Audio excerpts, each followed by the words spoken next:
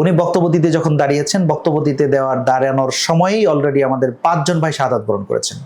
সেই সময় নিজামী ভাই জানতেন যে জাহিদ শহীদ হয়েছে। মুজাহিদ শহীদ হওয়ার ঘটনাটা ওনার কাছে খবর গেছে যে সেক্রেটারি জেনারেল জাহিদ শহীদ হয়েছে। এটা কি সাংবাদিকতা হতে পারে? সেই সাংবাদিক তখন তিনি খুব লজ্জিত হয়েছেন এবং আমার মনে আছে তিনি তখনই বলেছেন যে আমি আর এই হাউজে সাংবাদিকতা করব না। একটা দেশ যখন গণতন্ত্র হারা হয়, একটা দেশ যখন ভোটের অধিকার থেকে বঞ্চিত হয়, একটা দেশের যখন পরাধীনতার বরণ করে, তখন সেই দেশের স্বাধীনতার জন্য যারা সংগ্রাম করে, সে দেশের ভোটের অধিকারের জন্য যারা সংগ্রাম করে, সে দেশের ভাতের অধিকারের জন্য যারা সংগ্রাম করে, যে দেশের মানুষের অধিকার আদায়ের জন্য যারা সংগ্রাম করে, এই সংগ্রামী মানুষগুলো নির্যাতিত মানুষের পক্ষের স্বাধীনতার শক্তি। আর যারা নির্যাতনকারী তাদের কাছে এরা ষড়যন্ত্রকারী। আমরা জনমানুষের পক্ষে ছিলাম, আমরা নির্যাতিত মানুষের পক্ষে ছিলাম।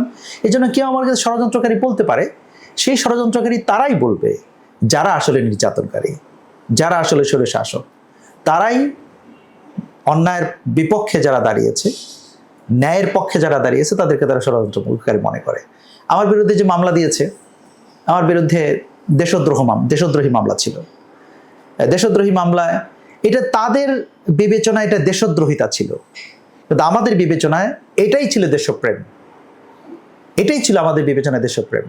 এই দেশকে স্বৈরাচারী হাসিনার এবং আওয়ামী লীগের নির্যাতন থেকে দেশের মানুষকে মুক্তি দিতে হবে এবং দেশের মানুষের অধিকার আদায় করতে হবে, ভোটের অধিকার আদায় করতে হবে, ভাতের অধিকার আদায় করতে হবে, তাদের কথা বলার অধিকার আদায় করতে হবে এবং তাদের রাজনীতি করার অধিকার আদায় করতে হবে। এটাই ছিল আমাদের কাছে দেশপ্রেম। আর ঠিক এই আন্দোলনে আমরা নেতৃত্ব দিয়েছি কারণেই হাসিনা আমাদেরকে বলেছে আমরা দেশদ্রোহী। দিন শেষে এটা দেশের মানুষ প্রমাণ করেছে কে দেশদ্রোহী এবং কে দেশপ্রেমিক। আজকে হাসিনা এবং তার দোসররা যারা আমাদেরকে দেশদ্রোহী বলেছেন, তারা দেশ থেকে বিতাড়িত, আর দেশপ্রেমিক সমস্ত মানুষ একসাথে রাস্তায় নেমে নেতৃত্ব দিয়ে তৎকালীন সময়ের এই স্বৈরশাসকদেরকে বিদায় করেছে।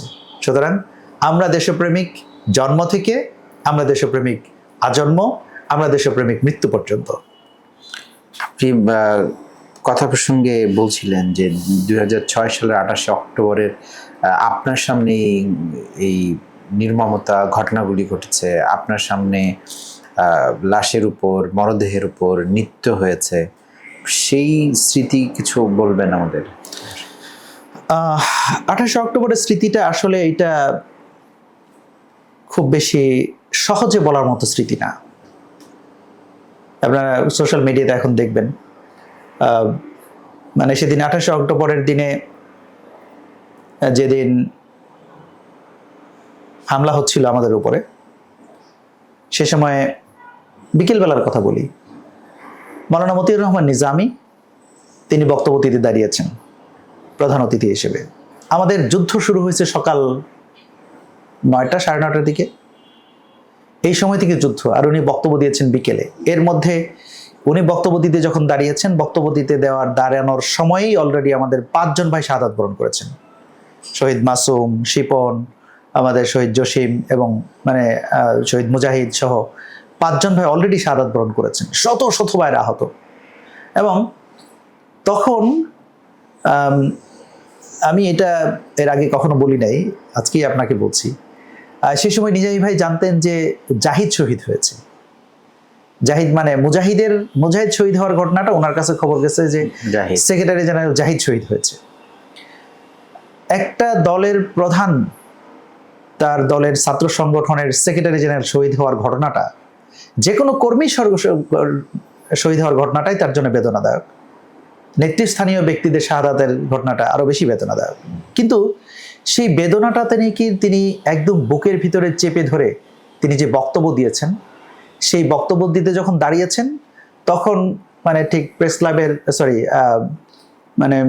এটা পল্টন মোড়ের, এখন এটা বোধহয় একটা বড় টাওয়ার হয়েছে, পল্টন মোড় থেকে ঠিক পূর্ব দিকে রাস্তার দক্ষিণ পাশে একটা আন্ডার কনস্ট্রাকশন বিল্ডিং ছিল। ইট ওয়াজ মেবি 5 স্টোরি বিল্ডিং বা 6 তলা বিল্ডিং হবে। এইটার ছাদ থেকে তখন মুহুর্মুহু বোমা নিক্ষেপ করা শুরু হলো এবং সেই বোমার শব্দের মধ্যেও নিজামী সাহেব যে বক্তব্য দিয়েছেন, সেই বক্তব্যটা ঐতিহাসিক। তিনি তার বক্তব্যে কোনো রকমের ক্ষোভ, কোনো রকমের বিদ্বেষ, কোনো রকমের অরাজনৈতিক শব্দ, কোনো রকমের স্ল্যাং ওয়ার্ড তিনি তার বক্তব্যে ব্যবহার করেন নাই। একদম রিয়েল পলিটিক্যাল লিডারের মতো একটা বক্তব্য দিয়েছেন। ইট ওয়াজ মাস্টারপিস। এবং ওই বক্তব্যটা আমি মনে করি বাংলাদেশের রাজনীতিবিদদের শেখার আছে সেখান থেকে অনেক কিছু।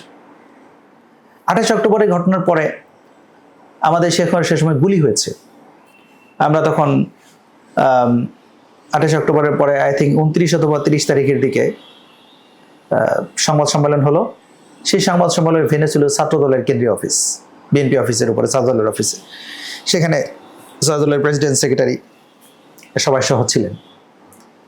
ওই সময় একজন সাংবাদিক তিনি আমাদেরকে দেখিয়ে বললেন যে আপনাদের পক্ষ থেকে গুলি হয়েছে। তখন আমরা বললাম কি? তখন তিনি বাংলাদেশের একটা বিখ্যাত দৈনিক পত্রিকা ডেইলি স্টারের একটা ছবি আমাদেরকে দেখালেন যে এই যে দেখা যাচ্ছে লোকটা গুলি করতেছে যে হচ্ছে পূর্ব দিক থেকে পশ্চিম দিকে তো আওয়ামী লীগের লোকেরা ছিল, পূর্ব দিকে তো আপনারা ছিলেন, তার বন্দুকের নল দেখাই যাচ্ছে পশ্চিম দিকে। তখন আমি বললাম ছবিটা দেখিয়ে দেন। ছবিটা দেখে দেখলাম এই ছবিটা মানে ফ্লিপ করা, ক্রপ করে উল্টো করা, কিন্তু ছবিতে উল্টা এসছে, কিন্তু নিচে আইল্যান্ডের যে লেখাটা সেটা সহ উল্টায় গেছে। তখন তাকে আমি বললাম যে দেখেন, এটাকে হলুদ সাংবাদিকতা বলে। লোক, এই ছবিটার নিচের যে লেখাটা, ছবিটা যদি জেনুইন হবে, নিচের লেখাটা অ্যাজ ইট ইজ হওয়ার কথা না, এটা উল্টো কেন? তার মানে ছবিটা পশ্চিম দিক থেকে পূর্ব দিকে গুলি করা হচ্ছিল, এই ছবিটাকে উল্টায় পূর্ব দিক থেকে পশ্চিম দিকে গুলি করা হয়েছে বলে সেটাকে প্রেজেন্ট করা হচ্ছে। প্রমাণ হচ্ছে নিচের লেখাটা, আইল্যান্ডের লেখাটা এখনো পর্যন্ত উল্টা আছে। এটা কি সাংবাদিকতা হইতে পারে? সেই সাংবাদিক তখন মানে তিনি খুব লজ্জিত হয়েছেন এবং আমার মনে আছে তিনি তখনই বলেছেন যে আমি আর এই হাউজে সাংবাদিকতা করবো না। তো এই জন্য মানে আমাদের উপর তখন নির্যাতন হয়েছে, টর্চার হয়েছে, কিন্তু এই নির্যাতনটাকেই আমাদের উপরে চাপিয়ে দেওয়ার চেষ্টা করা হয়েছে। সেই চাপিয়ে দেওয়ার চেষ্টার সাথে তৎকালীন সময়ের বেশ কিছু মিডিয়াও জড়িত ছিল, কিছু সুশীল সমাজ জড়িত ছিল এবং আইন শৃঙ্খলা রক্ষাকারী বাহিনীর লোকেরাও এর সাথে জড়িত ছিল। তো এই ঘটনার পরে কি ওই হাউস এবং ওই হাউসের কর্তৃপক্ষ, পলিসি মেকিং এ যারা আছেন কিংবা সম্পাদক, তাদের বিরুদ্ধে তো আপনারা কোনো অ্যাকশন নেননি বা মামলা করেছেন নাকি করেননি? আমরা শুধু সেই হাউস না, দেখেন মামলা করাটা তখন কত কঠিন ছিল। আমরা তো হাসিনার বিরুদ্ধেই মামলা করেছিলাম। আমরা তো আওয়ামী লীগের যারা প্রকাশ্য গুলি করেছে তাদের বিরুদ্ধেই মামলা করেছিলাম। হাসিনা ক্ষমতায় আসার অল্প কয়েকদিনের মাথায় সেই মামলা সমস্ত উড্র করে নিয়ে চলে গেছে। মামলা করারও তো সুযোগ ছিল না, তখন মামলা করার স্কোপই ছিল না। আমরা তো সেই স্কোপটা, সেই অধিকারটা আদায়ের জন্যই এত বছর সংগ্রাম করেছি। আলহামদুলিল্লাহ আমরা সফল হয়েছি।